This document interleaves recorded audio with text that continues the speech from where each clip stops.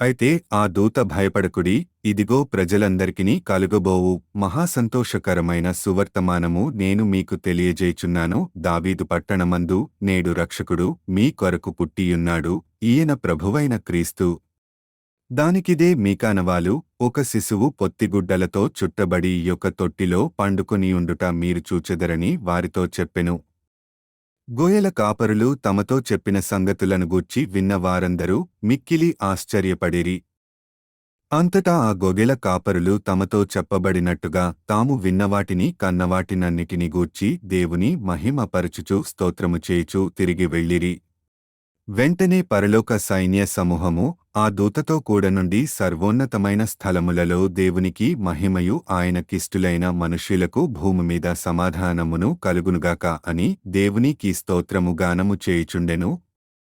అందరికీ క్రిస్మస్ శుభాకాంక్షలు.